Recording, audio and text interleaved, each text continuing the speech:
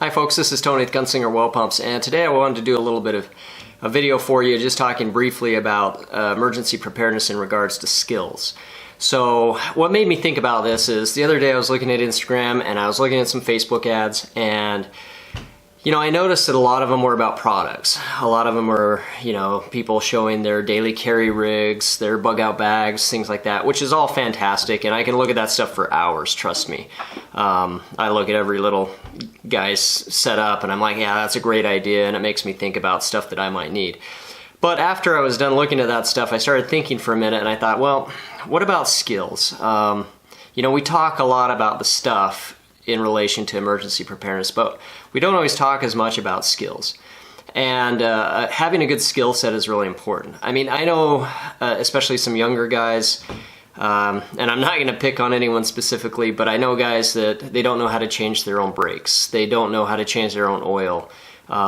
They don't know basic automotive stuff or electrical stuff, like plugs in their houses. We've kind of transitioned from a society that used to know how to fix a lot of stuff to a society now that figures, well, I'm going to have someone else fix it, or I'm just going to buy a new one and replace it. And it's really a shame because we throw away a lot of stuff that we don't need to throw away that can be easily fixed, and a lot of times we find ourselves in situations where we're kind of helpless to other people to provide services for us. And I think in an emergency situation, it's really important that you be able to have your own skill set, not only so that you can avoid costly mistakes or avoid having to go to a mechanic that might charge you an arm and a leg for something, but also so that if there were a situation where you have to be able to contribute something to a community, you have some skill sets, whether it be in, growing food or making food or electrical skills or mechanical skills or anything. You've got something to contribute. So today I want to show you a skill that I've been practicing, and this skill is lockpicking. Now, disclaimer.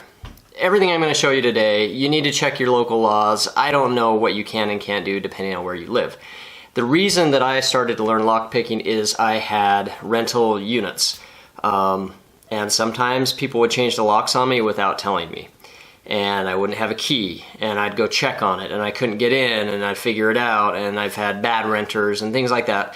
So anyway, I wanted, instead of calling a locksmith every time and paying $150 or whatever for them to come in and get into the lock and recore it and everything, I was like, well, I'm just going to learn a little bit about this. And what I figured out is it's actually not that hard, and the tools are not that expensive. So today I'm going to do a little demo to just show you how easy it is to get a basic set of tools and do some lock picking. So if you were in a situation where you lost the lock or you didn't have time to get locks, if you had some simple lock picking tools in your, say, your go bag or your car, I'm just saying it can be a very helpful item. So we'll look at a master lock today, and I'll show you kind of what I've learned about it. Okay, so what I was going to demonstrate for you today is I have a master lock. It's a Magnum. It's the #1 choice of professionals. It is an 8 on their rating of 1 to 10 as far as best cut resistance, weather resistance. I don't know, it doesn't seem like they really gauge it on how easy it is to pick, but they act like this is, one of their awesome locks. I picked it up at Home Depot.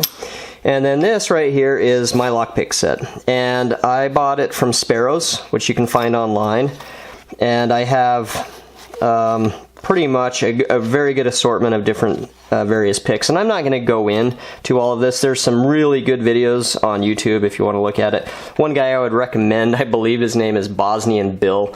He has some very entertaining videos. This was a nice little go set. This is a titanium Bogota pick set that I got from Sparrows as well, and I used the spring out of a pen to wrap these together, and then you can take a safety pin and you can pin it to the inside of your pants pocket. So that's just kind of one little trick. But what I wanted to show you real quick, because I'm not going to spend a lot of time teaching you how to lockpick, the point of this video is you need to have skills that you can implement.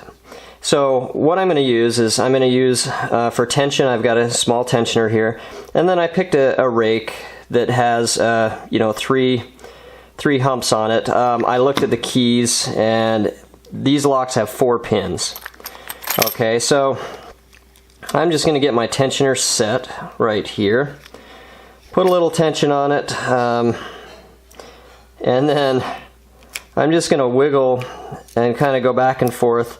I can hear the pins popping back and forth, and so if they're not moving, oh, and so yeah, so I already got it. You know, if someone puts this on something I don't want it on, I have a way to get it off without having to cut it or anything like that. And so this is just an example of a skill. I mean, you can see how easy that was, and I can duplicate it so you guys don't think I'm like, you know, editing this to make it super easy or something. But again, just a little tension, and this guy it comes right open pretty much every time. So now on the flip side, that might give you some indication if you have something that you really want to keep safe, you may not want to use this master lock, because there are plenty of people like myself that can pick this very easily.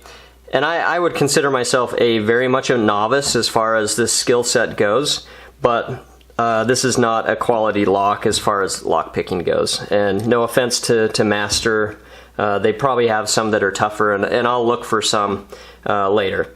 But anyway, this is an example of what I'm talking about when I say a useful skill that will help you in your emergency preparedness. Okay, so just to summarize everything, this is probably a skill set a lot of people don't think about, but that's why I wanted to showcase it. In a situation where you don't have access to maybe people that can fix everything for you, or even if you just want to save a little money. I mean, I just had the fuel pump go out on my, it's like a 2000 Chevy Silverado, and with a little bit of research and some basic mechanical skills, it wasn't that hard to drop the fuel tank and replace the fuel pump.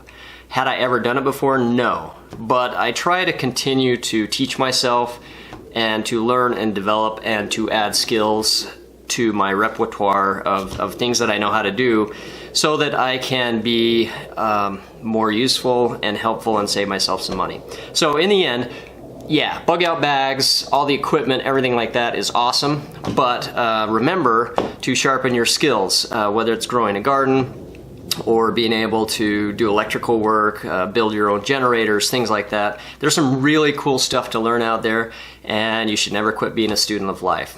So that's all we had for today, and please again, subscribe to the channel if you think this is interesting. We'll try and continue to post an interesting video every once in a while, and I hope everyone has a great St. Patrick's Day, because that's the day I'm filming this on. Everyone take care, and we'll talk to you later. Bye-bye.